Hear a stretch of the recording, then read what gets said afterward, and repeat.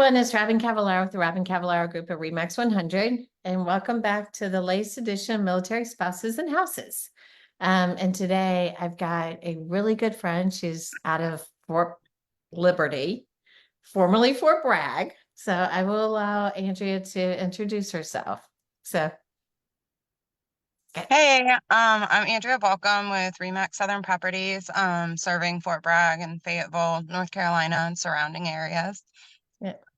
So I got to know you through one of our little morning network calls because, surprising to the world, we don't just figure this stuff out by ourselves. There's a group of us every other Wednesday morning that do a Zoom call and brainstorm on how to help each other grow our businesses and everything else like that. And Angie and I were talking, and she goes, "Yeah, I'm near Fort Bragg." I'm like, "Whoa, whoa, whoa, whoa, whoa, back it up."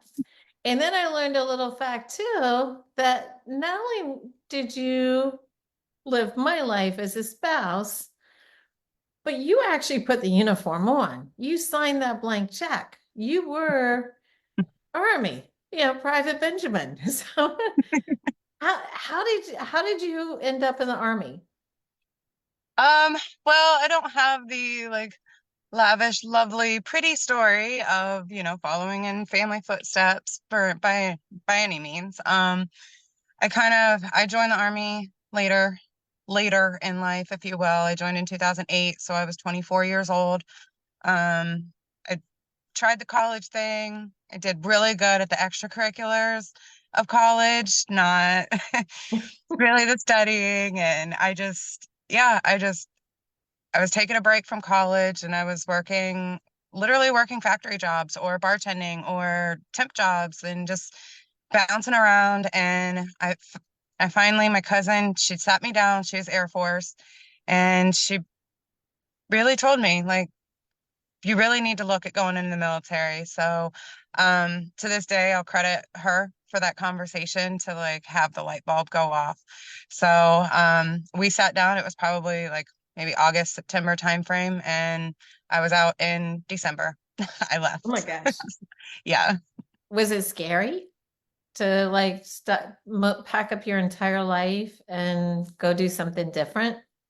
Um, of course I had questions and reservations, and I was scared about being 24 years old and having to keep up with these 18, 19-year-olds, or having to just live a life with them, and it was all very unknown. But at that point in my life, I had moved around willingly so many times, just bouncing around. And so I didn't really have home, so it was kind of easy for me because like I said, at that point I had realized I have to do this. My life needs something, something more than what I'm doing now with it. And so that was the way out. And so to me, I was excited about it. I mean, I have so much respect because I have joked before, there's no way I could do it. I'm not that strong, I'm no, I like my comforts, and I've seen the beds that y'all had to sleep in, and I've seen the uniforms you've had to wear. And my son and I were watching Stripes last night, which he had never seen it before. I no longer feel like a failed mom. Sorry, I got to plug my laptop in while we're talking. And but watching the marching in the rain and all that, I'm like, yeah, no, Yeah. this weather does not suit everything. So I think it's best that I just pause and we'll catch up tomorrow. You Yeah, we'll don't just have that take it day to luxury. day. No, and fortunately for me, I was in basic in South Carolina. So as we know, living so, somewhat south, luckily it wasn't like a super harsh winter or anything like that. So I was in basic from January to March, and then I went to Texas, so I got to deal with that blistering and disgusting heat, but I was in class. Yeah, but I was in class most of the days, Of course, we still had morning PT, but I was in Texas to go to school. So when I joined, I was a lab tech initially.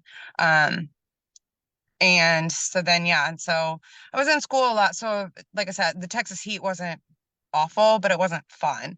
Um, and then I went to DC. I was in DC for like 6, 7 months as my next landing spot. So I was very fortunate, I feel like, to have been there. So, but yeah, when you get into go into the field and you're in Washington State and it's raining all the time, it's pretty miserable. So in DC, were you at Bethesda, Walter Reed? I was at Walter Reed. I was one of Okay. the last like rotations of my job to go or to be at Walter Reed. They were getting into the weeds of the move to Bethesda. Yeah, I haven't been to the new Walter Reed that's at Bethesda because we still call it Bethesda. Yeah.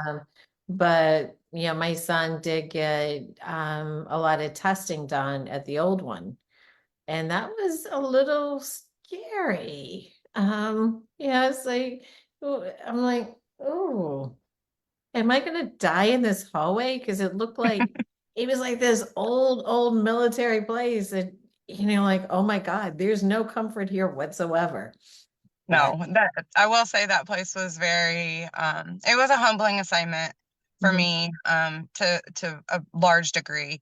Um but I will say that hospital to me was not the most like welcoming of military hospitals, and it just that place is pretty heavy. Like you could feel it, just like you were saying, like you could feel the emotion, and it's not a pleasant one at that hospital. No, and all joking aside, I mean that's where a lot of our really worst of our worst go. So, it's you walk through there and you're like, you know, Yeah. please God, and like say a prayer for him because there's a good chance they may not be coming out. Yeah. Um, so how did you meet your husband? Was he also Army or Yeah, he was Army. We were stationed at Fort Lewis together, and where's at that? the Washington State. Okay. So we were there. I got there in 2010. I think he got there 2000. I think we met in 2011. Like we were in the same brigade. Um, so yeah, we met there, and I don't know. I ended up going to the selection course for Yeah. psychological operations.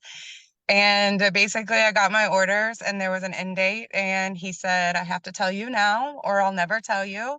I feel like there's feelings there. And I was like, cool. So now that I'm 2 months away from leaving across the country, that's when you want to give it a go.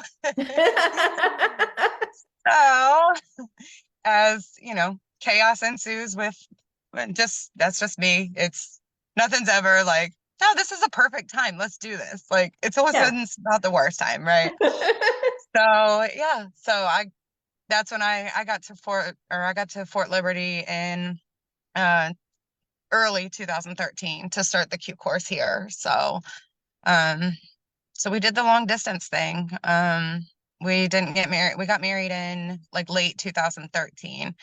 Um got in the married Army couples program as fast as we could.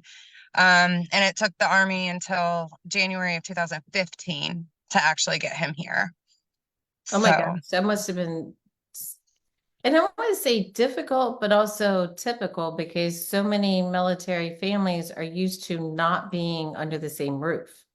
exactly. And so many times, like military families, like I have a friend right now who her husband he just left off to a course at Monterey. And he's gone for 18 months, but she's like, I'm just going to stay here because I know he's coming back here. Yep. And for me to leave is she's just like reestablished her career in the last couple of years in her field. And so she's like, I like my independent, like I like my career. I love it. Mhm. I've reestablished. And if I go, I'm not going to start over to know that I'm leaving in 18 months, just to have to come back here and try and reestablish yet again. So, I mean, that's a hard thing for a lot of people to understand that it's like, oh Yep. yeah, I totally get that. Like that totally makes sense. Like it doesn't make sense to, you know, Anyone else, they're like, what do you mean you're not following them? And you know, and with my ex's last, he had the option to accept rank, which was mandatory transfer, but our kids are starting ninth and 11th grade. And I'm yeah. like, if you get the orders, we will miss you. Hmm. It was that simple. And I was like, if we make it work, then in 4 years, either you come back here or I can go wherever at that point. But the kids aren't moving again. Yeah. And I'm not starting another real estate business somewhere else for 4 years and then have to transfer somewhere else and start it all over again. Yeah. I'm too old for that. Yeah, and I mean, and it's a lot of work. I mean, Mhm. real estate, a lot of people say like, "Oh, I can sell real estate anywhere." I mean, even within your own state, you don't get to just show up and be like, "Hey, I've been selling real estate for 12 years. Like, you should hire me." I don't know you.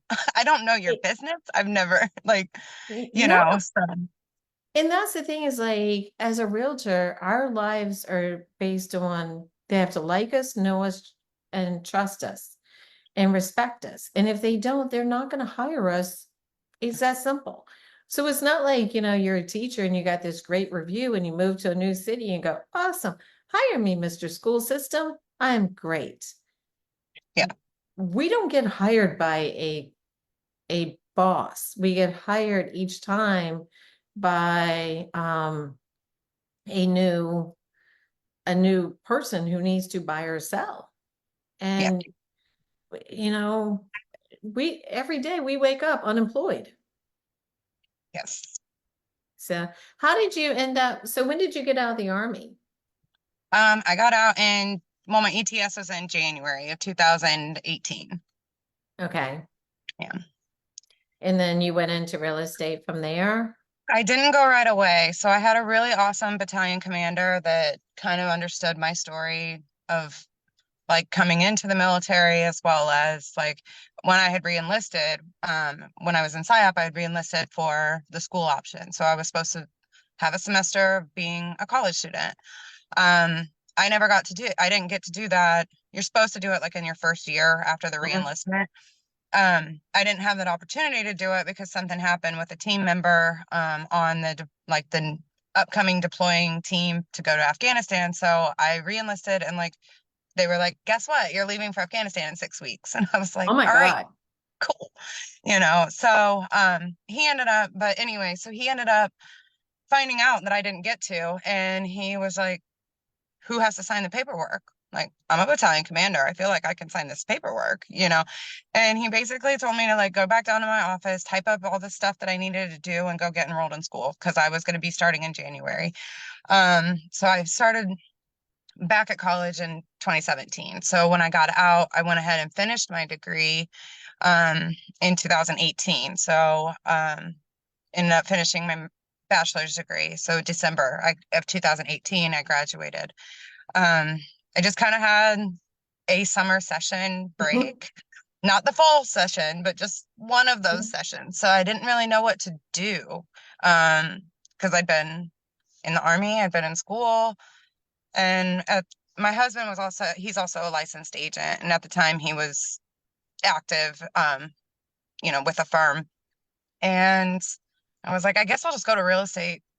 I'll go take the real estate course and get my license. I don't know what I'm going to do with it yet. And so that's what I did. Like instead of just taking like the 8 weeks off of school and enjoying time, I was like, yeah, I guess I'll just go get my real estate license.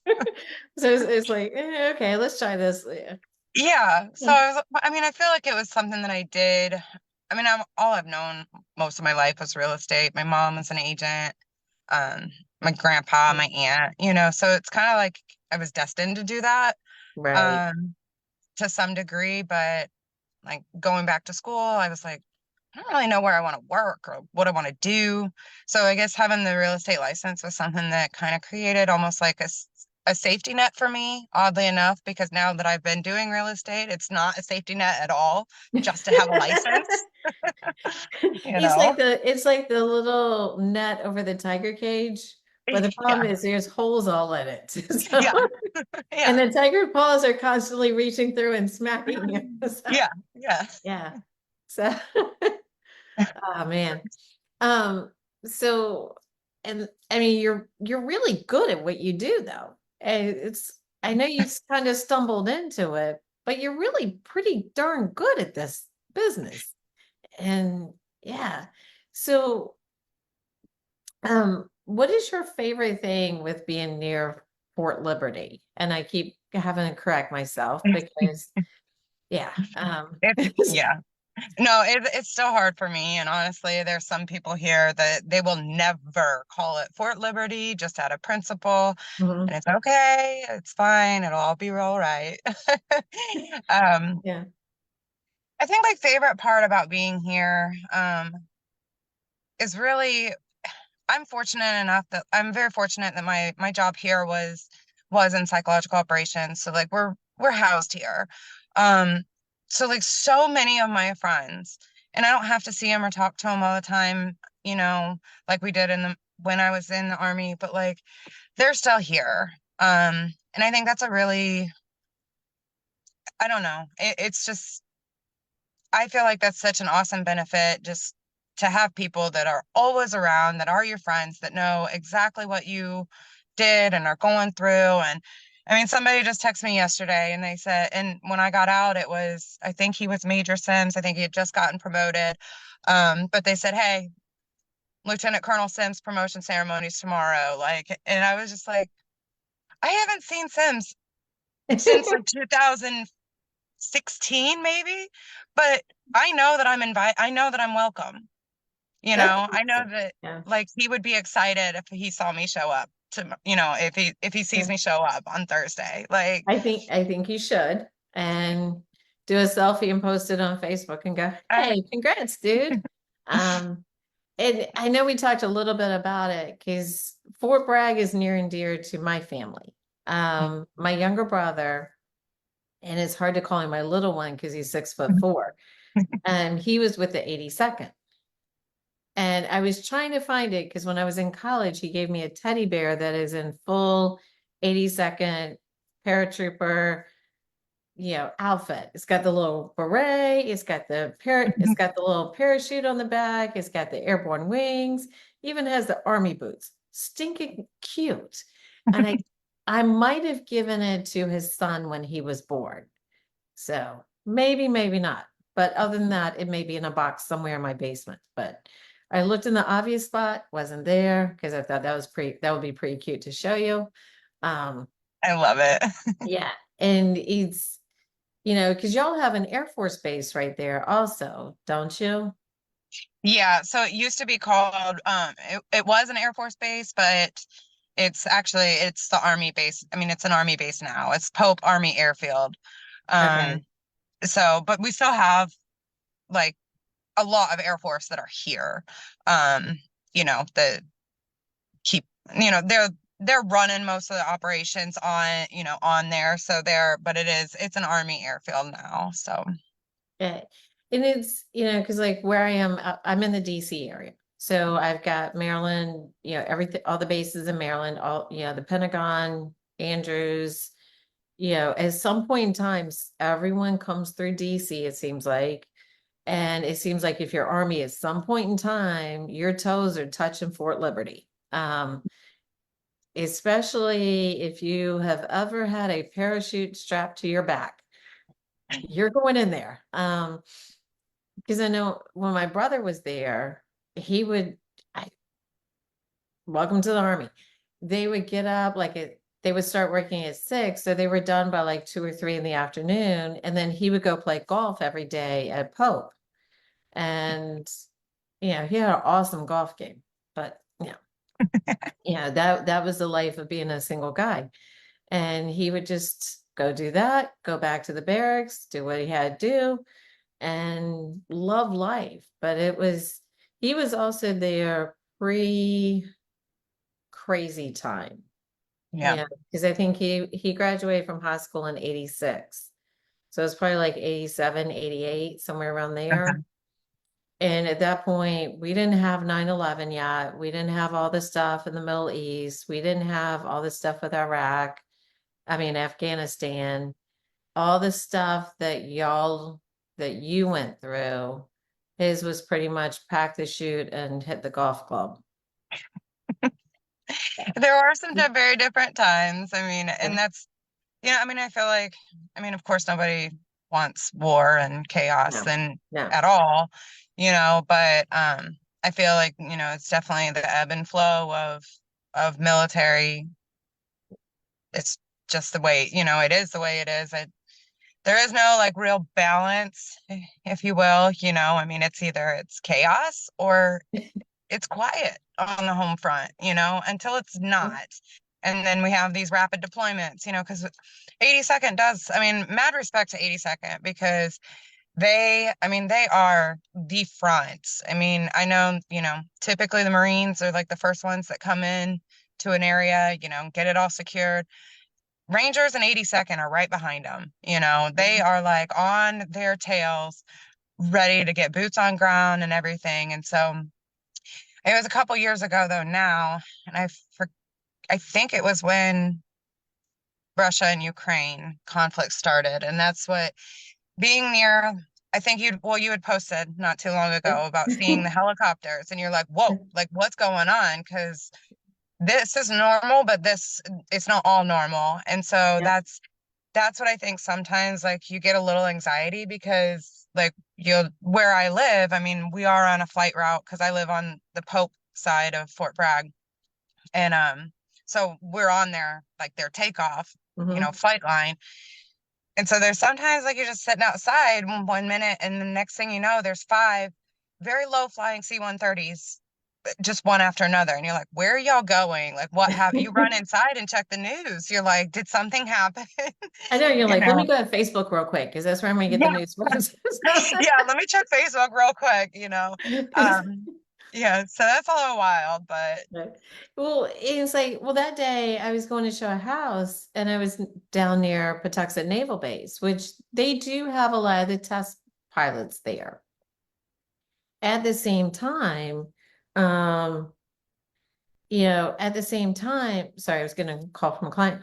It's like when you see four of them taking off fully loaded, they're locked and loaded.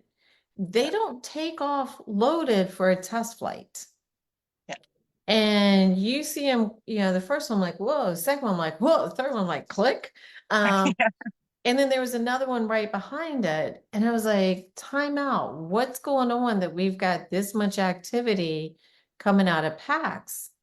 And especially like at 5 o'clock in the afternoon, because the flyboys are usually headed to happy hour at that time. exactly. They're not heading out towards another, test flight mission, at 5 o'clock. If they're doing sunset ones, then all right, they'll be taking off at 8:30. But this was such a weird time, and it was too many of them back to back. Um, it's like little shocking. Um, yeah. But it sounds like from everything you went through with the army, between constantly having the chaos, it's like some days are chaotic, some days are calm. Do I have to jump up and put the world back at ease? It's like, well, that's what you do right now, every day. Yeah. It's like, okay, who's on fire? What situation do I have to solve? Um, and I joke that some of our settlements are more complicated than a military move. Um, Yeah. it's like, all right, this is fun, maybe. Um, Maybe. yeah. So do you have a lot of clients that are PCSing there that'll end up just FaceTiming to buy a house? Or do they make the effort to come to town when they're house hunting? Most of my buyers, probably for the last like 2.5 years, I would say, have not seen the home before we've gone under contract in person. Yeah. So I've gotten really good at virtual tours and with my systems with how I do my virtual tours. And that was a learning process myself because, you know, well, that is a whole process, I feel Yeah. like. Because first one you go in and you're videoing, and then, you're like, I don't know. I don't remember what color that bathroom was painted because, they're referring to, the blue bedroom, and I'm like, I don't remember which one that was because I was focused on the video, you know. So I will say, like I said, most of them have gone under contract without seeing it in person. But most of them, I feel like they do make an effort to at least come prior to closing, even if it's just come in a couple of days and it's like, here's your house. I hope you like it. Cause like we're so far in at this point, like, Yeah. you know, um, but some of them have like maybe come in like a week or two later. We kind of did like a kind of a delayed inspection, and we just worked that out on this side here. And with everybody mostly being with a lot of military, it's kind of easy for us agents to, hey, look, like we may need a little bit longer of an inspection period, because they plan on flying in or they're in Virginia and they want to come down this weekend, to do Right. the home inspection or something like that. So most of them have actually seen the house before closing, but I have had my fair share of buyers that have purchased. I had one earlier this year. He bought, purchased, closed in, I think it was late February, because yeah, I think it was late February. And then he didn't get here until April. Yeah, Like, and to me that blows my mind yeah, because I buy a house based on feel.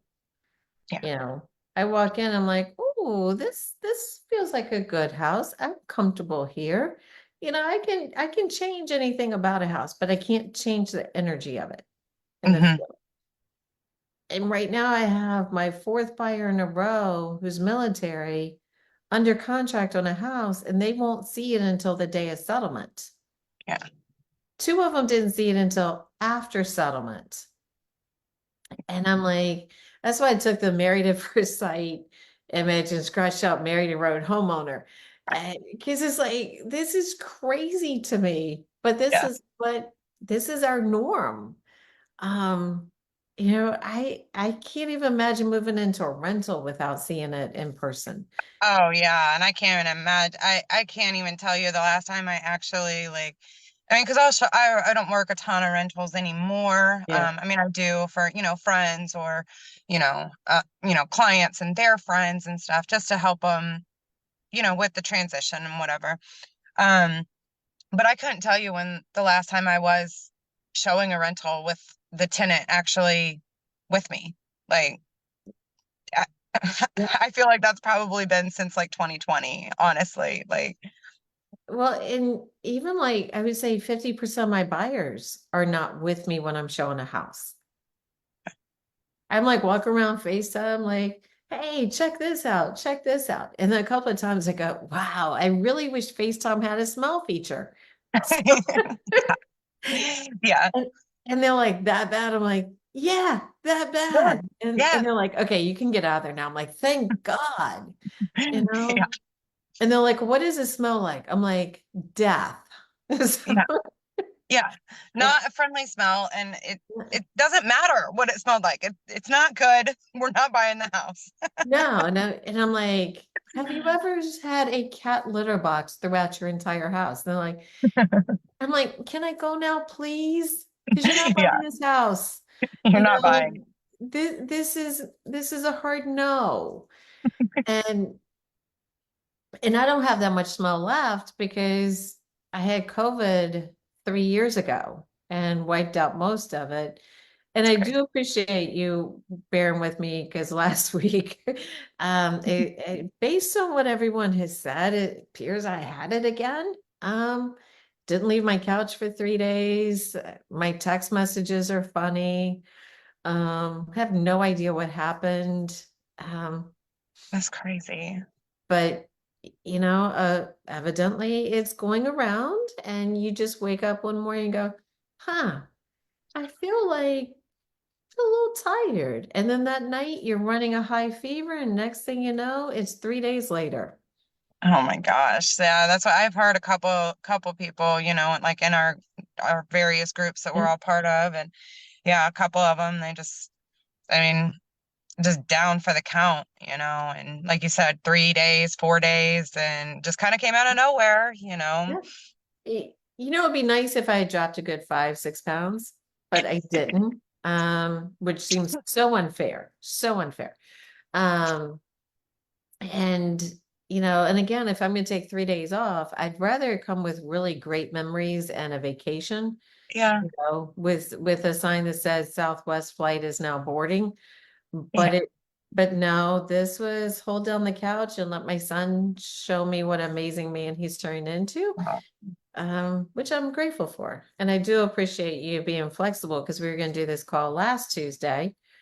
And I messaged you first thing in the morning, going, not a good idea. So, um, yeah, but it's just summer typical, can't do anything about it, can't undo Yeah. it. So, Let it yeah, run its course and. yeah. So, how long have you been with REMAX? I've been with REMAX my entire career. So I joined them in January of 2019. Ah, yeah, smart move. Uh, and I did crack myself up Friday night as I'm watching the opening ceremony, and I see the torch is a big hot air Yeah. balloon, and I'm like, see, even the Olympics know the value of the balloon. Yeah, well, that's what we were watching. We were watching it like on prime time last night. And that's what every time that they would break to like a sport or something, like that's the scene is all these balloons in the background. And then the front facing balloon has the flag, like whatever country they're showing, Yep.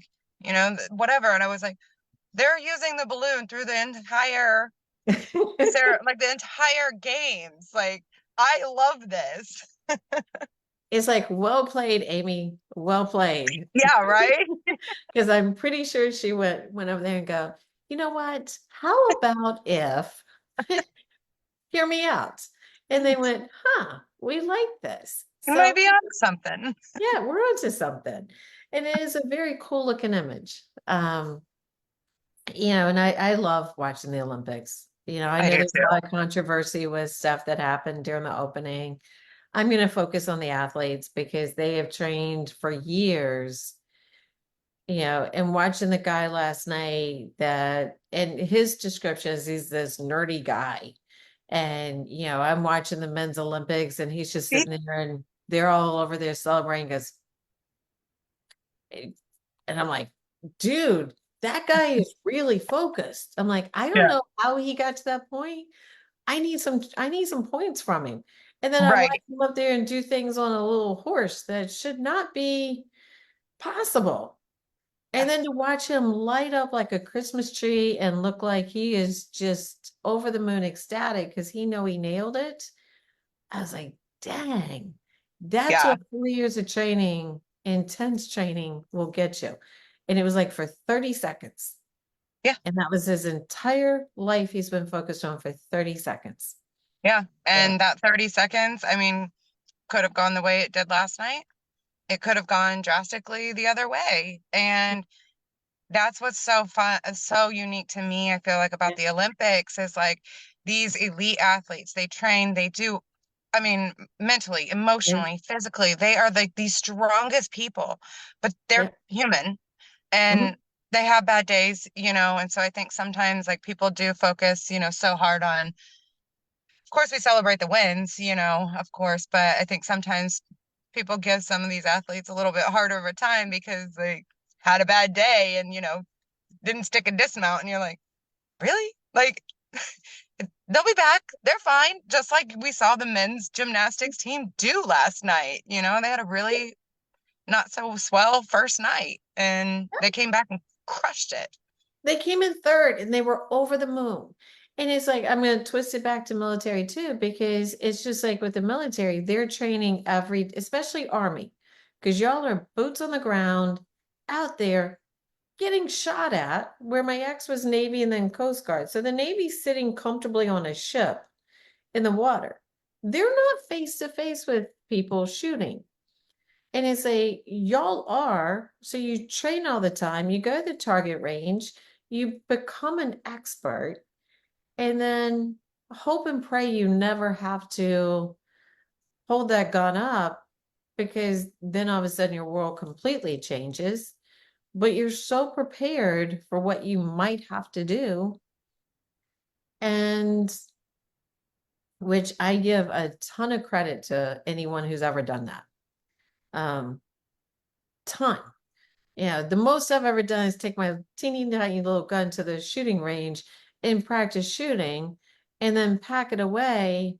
Where, God forbid, if I had to use a heartbeat, I'd probably be like, yeah, okay, okay. And next thing they just walk over, take it away from me, and then I'm dead. So yeah. Hey, but sometimes you just gotta spray and pray, right? Like, Yeah. Mhm. He, and that's why I'm better off with pepper spray going, I can do this. I can do this. I'm not going to kill someone because again, that's something that y'all have to be prepared for, especially if you went into Afghanistan. Um, because there was no guarantee that someone walking by that looked all innocent, they'd be like, hey, how are you? Let's be friends. And they go, hey, let me show you my bomb because you're about to die. So that's a world that most of us don't understand and can't comprehend. And so again, huge kudos. It's me, nah, I would have been like, I'm sorry, you're gonna tell me I have to take my nails off, get rid of the hair. What do you mean no jewelry? And you're gonna tell me no makeup? Sorry, I don't want to see this face without makeup. So it's I'm not that strong of a person and I know it. So um so what it you're still, and I'm going to use the term loosely, relatively new to this crazy world because I saw an unbelievable stat that blows me away. 87% of agents don't make it to 2 years in the business. And I think they said like 90 to 95% don't make it to 5 years. So now you're coming up on what, year eight? You've, six. This is my yeah. sixth year. Yeah, so you've made it past that. You're in that top 5 to 10% that go, I'm crazy enough to do this business long term. And welcome to the insane asylum. It's like, please pick up your little white jacket that does up the back over there. You know? Um, yeah, yeah. So what is it that where do you want to take your business and what do you want to do with it eventually? Um, I don't really have, I mean, I don't have any intentions of, growing like a massive team of any Yeah. sort, but I want to, I do want to have a partnership with, somebody that's going to match, and I'm fine with waiting until the right person comes along. And Mike, he stopped selling, mostly. He's still active and licensed and everything and current and all that stuff, but he does most of my admin stuff. Nice. So, yeah, so that's been pretty awesome. Um, um, so ultimately, I mean, like I said, I don't want to build like a huge team and I don't want to own an office or anything. I mean, I love doing what I'm doing, even though it gets chaotic and unpredictable, but like we know it's unpredictable and, and I mean, I just really, I don't know, just continuing to grow and, of course I'd like to scale on volume. Um, and that comes with, you know, time and experience and everything. But yeah, I mean, I don't really see myself leaving here anytime soon. So Yeah, at one point I wanted the huge team and all of that. Now I love having one person who works with me, and I hate using the term buyer's agent because she's so much more than that. She's more of Mhm. a partner. She's been with REMAX for 10 years. And, I like my simple life. So, and I know we have our little biweekly meeting in the morning, which is going to be fun and not recorded. So can't prove No, what we said, what we didn't say. yeah. But it'll be a good time. And, I love building the relationships with everyone and getting to know, you better and so many others, because this is what REMAX is best about, is we're so much more than just a group of agents under the same brand. We're friends, Absolutely. we're family. I've never been with a brand before where the CEO gets to know people on a personal level. And when you walk in, she's like, "Hey, Robin," I'm like, "I met you once. This is awesome. This Yeah. is important." Um, you know, or, you know, just to have a friend call you today and go, "Hey, I've got someone in your area that needs help. Can you help them?" Yes, you know. Yeah, I actually, so I got a referral from a REMAX agent this morning, and she was like, "Hey, I know that we talked not that long ago, or it was been a couple months ago now." Um, but she was like, "I just wanted to tell you, thank you again for connecting me with another agent, in North Carolina, because she had reached out to me asking if I covered an area, and I was like, I can, but it's not my expertise. And so and so's up there, and that's Yeah. their bread and butter. Hey, here's their phone number. Reach out to them, see if it's a good connection. If not, I will find you. I know a couple agents up that way, but here's my first recommendation and whatever." And so I mean, she brings that up.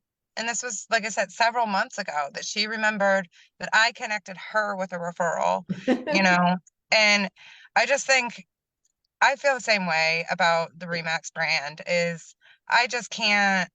I mean, you see the other brands and stuff, and I'm not bad mouthing them by any means, but I just don't see how they have a culture that even comes close to comparing the family that we have at Remax.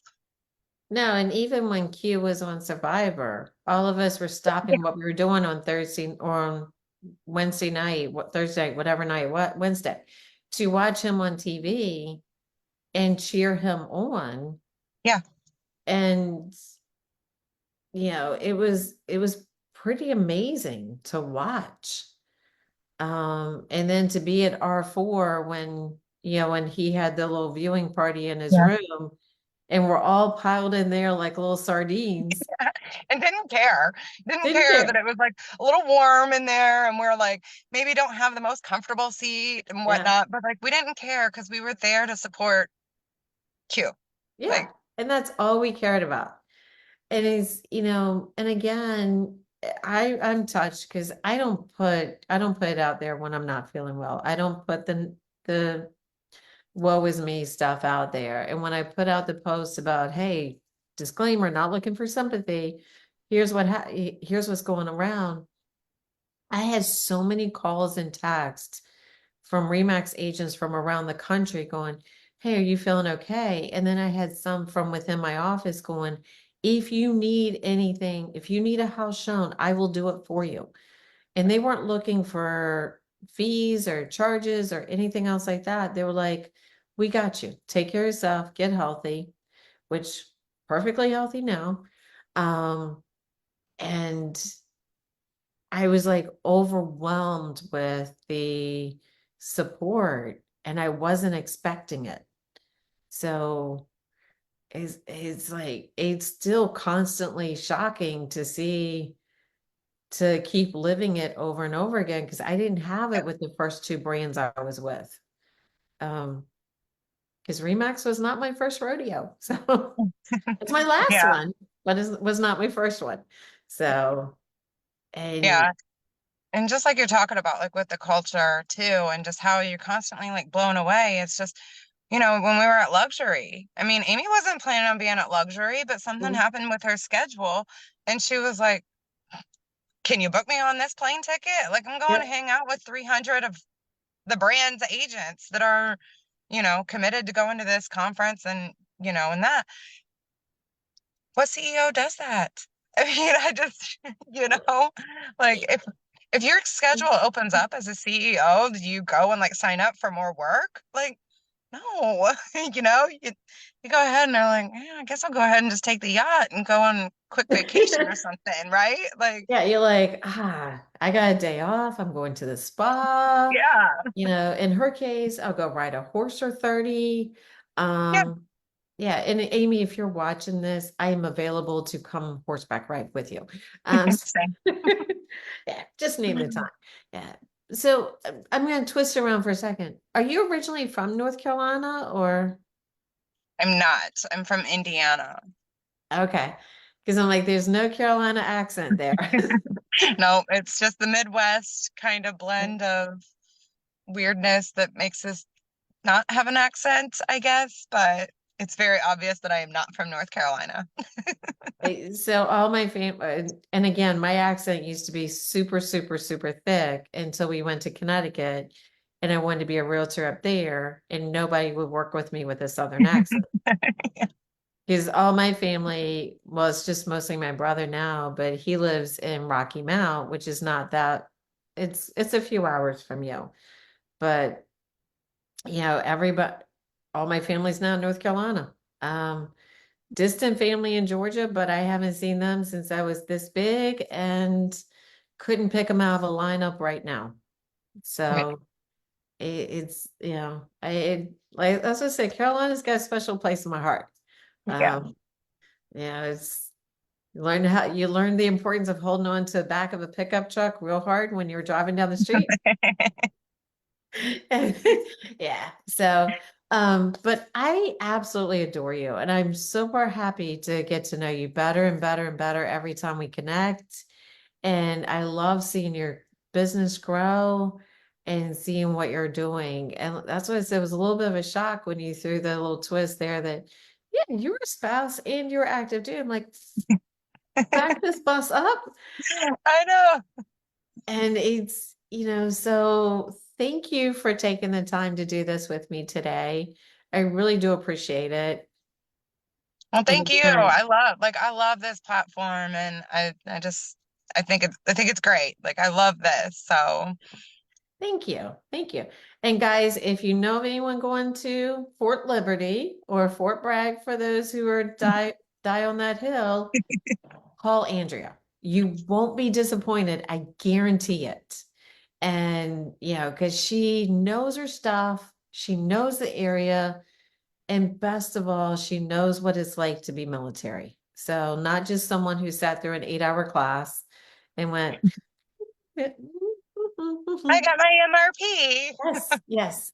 And and that's what I want to do is I want to bring more awareness to what it's like to be in the military, what it was like to be a spouse, what this life is like to people, because unless you've lived it, you don't understand it.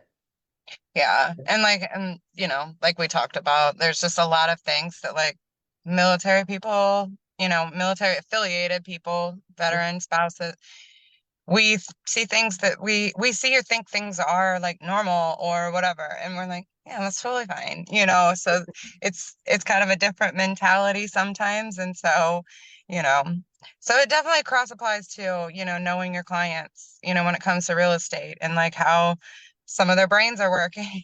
you know Yeah, yeah. So, but I truly appreciate it and can't wait to see you again in the morning when we're doing our little group chat.